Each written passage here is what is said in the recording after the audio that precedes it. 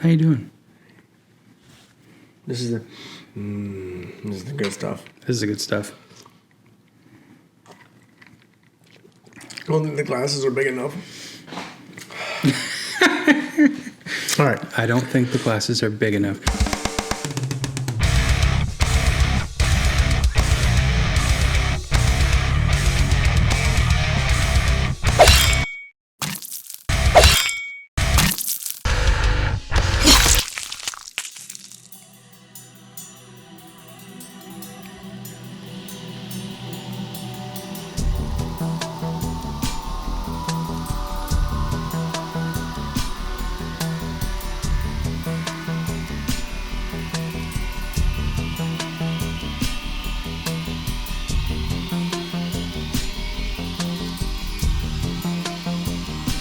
What's going on, everybody? How's it going? My name's Kyle, I'm Corey. and this is, we'll say Beards, Booze, Bands, and BS, the unwanted stepbrother. Am I fucking this one up? Okay. No. 3, 2. This is the stepbrother of our particular channel. We did a Beards on film already with some current films, and this is wow. We decided that it'd be kind of cool to do Beards on film classics. Now, not necessarily classics to everyone, but classics to us. Films that we've already seen, and just watch the trailer and kind of see what they're all about. Yeah. We're throwing a lot at you. We right? are. We have Beards, Booze, Bands, and BS. Yep. Right. And then we have Welcome to our shorts. Welcome to our shorts, not your shorts. They're our shorts. I mean, my shorts. Whatever. And then we have Beards on film. Yep. And this is still Beards on film. But this is just, these are classics. And we said it in the last episode where we were like, well, I think what we want to do is be cool to do a trailer of a movie that we have seen. And then we can say, hey, based on the trailer, I've seen it. And then based on the film, I really loved it. Yeah. But I think Kyle had a really good idea is let's pick our favorite horror films. Mm-hmm. And before we get started, I want to say that was tough for me. It was. Horror is my genre. I love all horror films. Mm-hmm. Like, it's very hard for me to go, what's my favorite? So I picked one that was like, okay, this was influential to me getting into the horror genre. Yeah. But we're going to start with mine. With yours. So it just so happens that both of these films are classics. Right. For like very, very, very like hugely influential. Right. And, to the genre. They're pioneers of the genre. Like, it's crazy. So mine, without a doubt, is Dawn of the Dead, 1978, George A. Romero.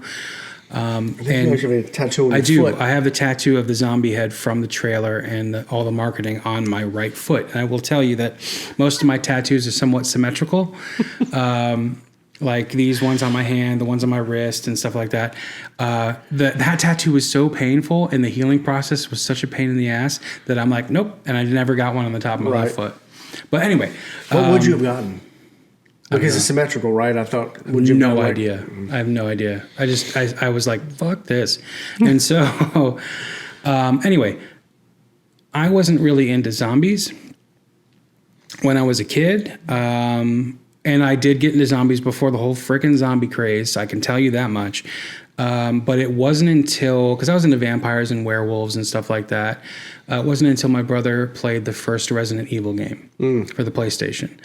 I was in high school, and my brother's obsessed with it. So you got into it late. Yeah. Oh, yeah. Yeah, absolutely. But the zombie craze hadn't happened yet. True. There was a like zombie stuff. Like I'm personally into the flesh-eating zombies. I don't go with the whole zombies eating the brains thing. That actually bugs the shit out of me. It was like, oh, they're out for their brain. No, man. The original OG zombies, and I'm not talking about the like white zombie from like black and white films and stuff like that, where it's kind of like it's a voodoo thing and it's all controlling. But I'm talking about like the George A. Romero Night of the Living Dead type of zombies. So Dawn of the Dead was George A. Romero's second Dead film. Filmed in 1978 in Pennsylvania, where he's from, Pittsburgh, and filmed in the Monroeville Mall. I believe, which is like one of the biggest malls at the time. And malls like that they weren't everywhere like what malls are here now. So it was a kind of a big deal, but they filmed in that mall. And when I saw it when I was younger, I loved it. It's cheesy as hell. It's kind of funny. The zombies all have a blue look to them because they wanted to make them look dead. So they thought if they painted them gray. Also was it was the first time that Tom Savini worked with George A. Romero. Tom Savini being a legendary, like the legendary. He's a legendary. Like if anybody out there watching like Walking Dead, right? That's all. The main guy is Greg Nicotero. Greg Nicotero, like there are shots that he makes when you do headshots to a zombie that are signature Nicotero shots. Greg Nicotero worked with Tom Savini on Day of the Dead, and was working with him, and that's how he got his thing. And now he has his whole different thing, and he's directed episodes, produced episodes, starred in episodes as zombies. Anyway, I'm getting way ahead because I know this is your thing. Well, I got one question before we start. Sure. What's the difference between zombies and undead? Zombies are undead. But all right. So you're talking about, are you trying to get me to talk about like the infected? Maybe. So the infected, I think, is more along the 28 days later, things like that. So I loved the remake of Dawn of the Dead, but I hate the fact that they're running. Right. Because the way that Romero did it, they're flesh eaters, they're newly dying, dead, decaying corpses or rose from the dead. And if they're decaying, they're not going to be running. They're going to be, like shuffling very, very slowly. And a lot of people are like, oh, that's not very scary. But you get a bunch of them together, there's no friggin' way. And I like that. I think it's more suspenseful. But you're not opposed to like the 28 days later? I love 28 Days Later. I love 28 Weeks Later. Yeah. I love the remake of Dawn of the Dead. So I get it. But I'm a purist when it comes to like the flesh eaters. So huge George A. Romero fan. I've seen a lot of his. I can't say I've seen all of his films. I've seen a lot of his films. Martin is one of my favorites of his, which is a vampire movie, but he's not quite a vampire. He's a blood drinker. Yeah. And it's super creepy. I love that movie, but it's very kind of... We can go way off topic. We could, and I already Vampires is kind of my area, too. So anyway, this is the trailer to 1978's Dawn of the Dead, my personal favorite horror film.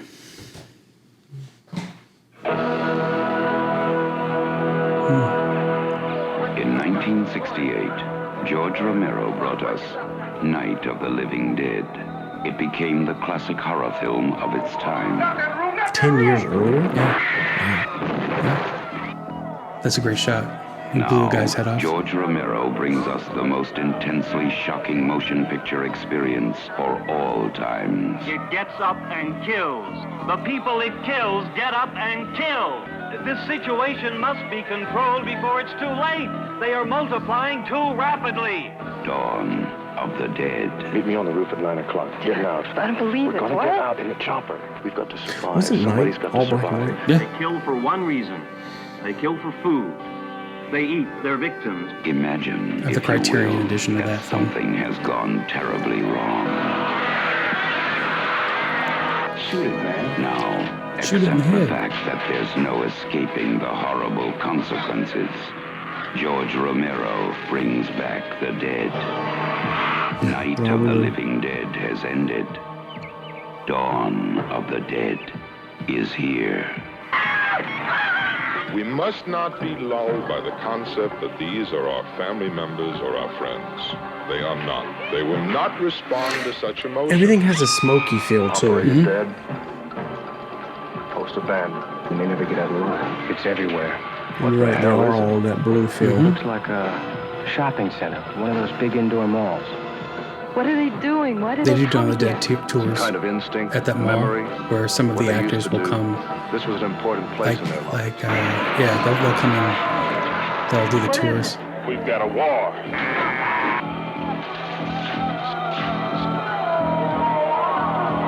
Yeah, I love that part. He's only got one bullet, and he keeps Afraid. pulling the trigger until he finally comes through and gets him right in the head. Soon it will consume us all. It is a horrible, Here's Tom Savini. That's Tom Savini. Yep. of the mindless excesses of a society gone mad. Well, Rob, this dead bitch. Yep. They must be destroyed on sight. When there is no more room in hell, the, dead will walk the earth. We are down to the line, folks. We are down to the line. Dawn of the dead. Perfect. Yeah, it's true. So that came out. That's actually a really cool fact.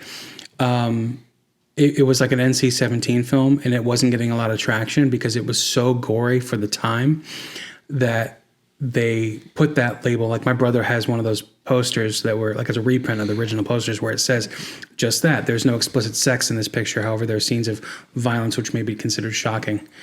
And even to this day, like there are a couple of like I call them bites where they bite and they pull and they chew and stuff like that, where I have a hard time watching it. So what do you think? Okay, so they did a remake, and I actually really like the remake. Yeah, that's good. I'm not gonna lie, I never saw the original, and I never saw Night. It's not because I wasn't interested; it just wasn't something I was into at that time, and I never grew up with that. Sure. But I did see the remakes, and I was a fan of them. I'm also a huge fan of 28 Days Later. Yeah. But what do you think? Like our generation now that is so desensitized to violence. Would think about that trailer. Would it do as well now today as it did then? No, of course not. There's no way because it looks dated, and maybe there are people out there like, oh, this looks really like back in the day and 70s and very like, cheesy. I mean, because it does. But when I saw it, it truly terrified me, and I wasn't. I was probably 14 or 15 when I saw it, so I wasn't an adult, and I wasn't an adult technically, but it was weird. Maybe I was older than that. I don't remember. It was whenever the first Resident Evil came out. That was about the time where I had seen it. So maybe it was like 97 or 98. So I would have been like 16 or 17. See real quick while you're talking. Yeah, but something about that movie, just like one. Watching it when I was younger, it was scary. The bites really bugged me. There's a scene where the zombies are like all, and it's in the trailer, but they're all under like in this like basement area, and they're all collected in there, and they have them like kind of chained off, and they're just walking in there, and they're just eating parts. And for something, it really bothered me. It made my stomach turn. What's interesting is that I think that type of, and what you said earlier, influenced our genre today. Not even just in movies, but also in video games. Yeah. What was it? Left 4 Dead, and there's another one that I remember we were playing. And you're like, listen, if you get to one of them, you're okay. But when they start to group up on you, you're going to die. That was State of Decay. State of Decay. That game State of awesome. Decay, It's which like is GTA. awesome. It was an independent made film. Yep. I mean, independent made game. But yeah, one or two of them you're good. But once they group up, you can't get away. And when that character dies, they're dead. They're dead. You can't get You have them to start back. a You whole lose new game. everything. It was very. We're not going to start a new thing on video games. No, we're not. We may. Promise. We may. We may. All right. All right. Let's watch one. So go ahead and set that. So up. for me, I can't think of a favorite. So I can't say this is my favorite, but I will say that this was influential in me getting into the horror genre. And this is going to be Nightmare on Elm Street, the original, Wes Craven, Robert Englund. What I remember the most was I was never really terrified of the movie. I was so intrigued by it, especially in the scene where Johnny Depp is in the bed and he gets sucked down into the bed and then it spews blood up. Yeah. And I'm like, and it just enthralled me. And I was like, okay, I got to learn more about this. And the way that it was so original that this killer could kill in people's dreams. And you didn't want to go to sleep. And I think that is that freaked the me thing out when I was a about kid. horror films is like, I don't want to go to sleep. I don't want to go to sleep because I'm scared of what's out there. Yeah. Right. I'm scared of what's out there. But the thing that this did is I'm scared of what's in here. Yeah. Right. So I don't want to go to sleep because I don't know what's in here. So we're going to watch the original trailer for, I think, 1984. No, it's early. 84 maybe? That's what I said, 1984. I thought you said 94. No, 84. Okay.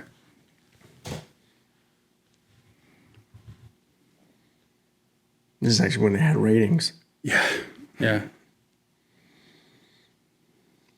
New Line Cinema. Yeah. Wow. Fledgling company. 1, 2, Freddy's coming for The kids of Elm Street don't know it yet, but something is coming to real quick. So they actually filmed that behind her with a that stretchy material. So they had to do that. Super like cool latex scene. or something. Yeah. It definitely was not CG. And there wasn't CG then. We've talked about this before. What made Alien, again, I haven't seen it, but what made those films so scary was that, and even a good friend of mine, Blake, will tell you, what made those films so scary was that there wasn't CG. It was somebody in a rubber suit. It's practical, It was practical effects, and they made it way scary. There's something out there, isn't there?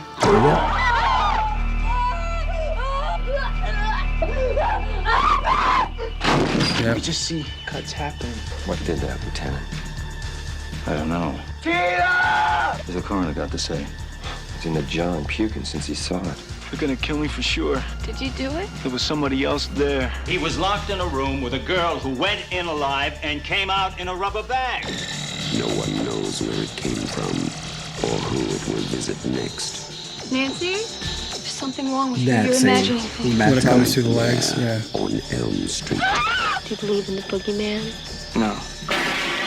Whatever you do, Don't fall asleep. Yeah. That scene. Yep. She's the only one who can stop it. If she fails, I'm your boyfriend now, Nancy. Tongue. Yep. no one will survive.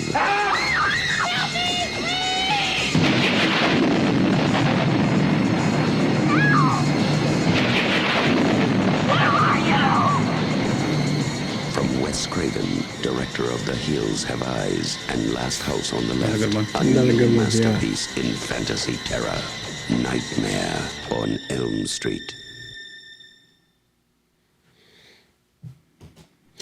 So I think it's a mark of a good horror film when they remake it, and I know that they made some cheesy ones, but they remade the Dawn series. They remade the Nightmare series. The original, they made the original. Yeah.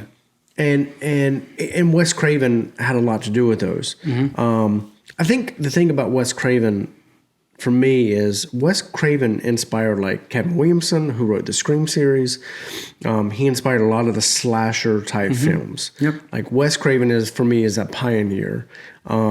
Yes, Wes Craven didn't have anything to do with like Friday the 13th or Jason or Halloween Mike Myers. series, That was yeah. John Carpenter and who was Friday the 13th. I can't remember his name off the top of my head. I don't remember either. But I times remember. of I know it was Kane Hodder. Kane did Hodder. it. Well, he Yeah. did a couple of them. Yeah. Yeah, Kane Hodder was like the go-to quintessential, guy for horror films. But yeah, Nightmare on Elm Street, and I liked almost all of them. I even liked the remakes. A lot of people didn't like the remakes where they brought in, man, I can't remember his name from.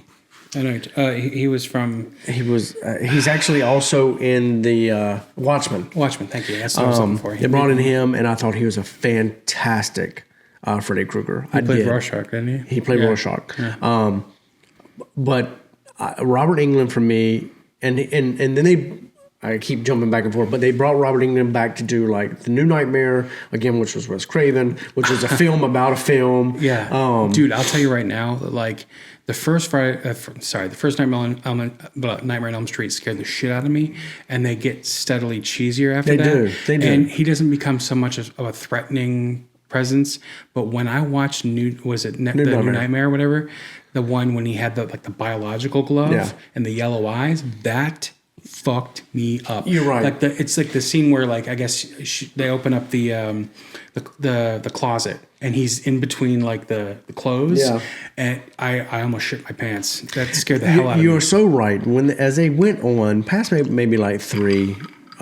They got super cheesy and the kills got super cheesy, but they were fun. Oh yeah, they're fun super fun kills. Yeah. Like I think it was like where they were the Cockroach Hotel, the pizza where they were like the meatballs. There was just. You know, one kill really fucked me up was when he took the veins or the nerves Yes, and made the marionettes. No. Nope, I couldn't do it. And it was like coming out of his wrist and like Freddy Krueger is the king of the slasher films. Yeah. And I will go to like the whole Jason. I was super excited when they made Jason versus Freddy. I was, because I always thought that Freddy should always win. Because Freddy was never human. Sorry. Well, no, I take that back. He was, but as a villain, as the murderer, he wasn't. I have a fun fact about that film. Yes. Okay, so my brother is a gigantic Friday the 13th fan. He is a huge fan. Me and your brother probably could go. Oh yeah, he has like board games. I was over there today, and he's got like 3 or 4 different board games of Friday the 13th. He worked security on what was that film with Christina Ricci and. What's her name? It's about the Eileen Wuornos Monster. Okay. Yes. My brother was. Oh man, she's super hot. I can't remember her name. Not in that movie. Not in that movie. Charlize Theron. Charlize Theron. Okay, so my daughter saw a picture of Charlize Theron, and she told my wife, she goes, "That's you, mommy." my wife was like, "Oh, that's so sweet." That's awesome. So Matt was running security on Monster for. Which was actually filmed in Central Florida. Exactly. And he saw Kane Hodder working, because Kane was in charge of the stunts for that movie, and he played like a mob character in that movie. And so Matt's like, that looks like Kane Hodder. And somebody's like, Kane. And he turned and looked, and Matt's like, yep, that's Kane. So my brother called me, and this was like way out in Orange City, like way past Daytona. I don't remember exactly where it was.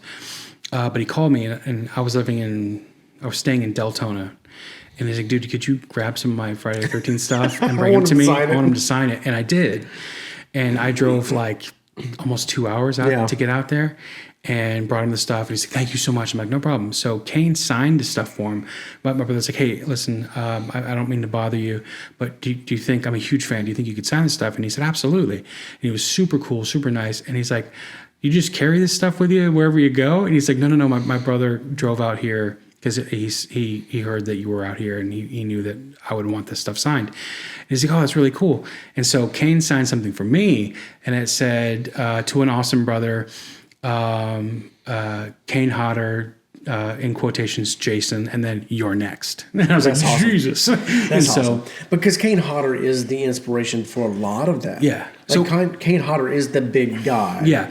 And that's my side freaking rant. They didn't have Kane Hodder as Jason in Freddy vs. Jason because he would be too big and nobody would believe that that Freddy could beat Jason. Yeah. Because Kane is huge. He is huge. So. You also said you had a fun fact about Robert Englund. So Robert Englund. Be careful, because Robert Englund is kind of my guy here. No, it's not a bad thing. Okay. So Robert Englund is extremely close friends with one of my favorite people in Hollywood, Mark Hamill. My favorite Joker is Mark Hamill of all time. We've gone back and forth about this. He's the best animated Joker. He's my favorite Joker, period. I know. Anyway, so Robert Englund told Mark Hamill about the role in Star Wars for Luke Skywalker and convinced him to just go audition. And so the reason why Mark Hamill became Luke Skywalker was partly because of Robert Englund. Yeah. See? He's more than just Freddy. He's your friendly neighborhood go-getter. Jedi influencer. All right, yeah. You should take your kids to sit on his lap. Who? Robert Englund. Oh, okay. Freddy. I don't know if you're talking about Mark Hamill or Robert Englund. Whole, messing with kids thing. I never believed that backstory. That always bothered me. The backstory that he was a child molester? The backstory that he was a child molester. Yeah. And I think that the new versions of Nightmare did a good job of saying that he wasn't. Yeah. And that these parents killed him like out of vengeance for something that wasn't true. Sure. So yeah, this has been fun. This is a good one. This is a good one. This is fun.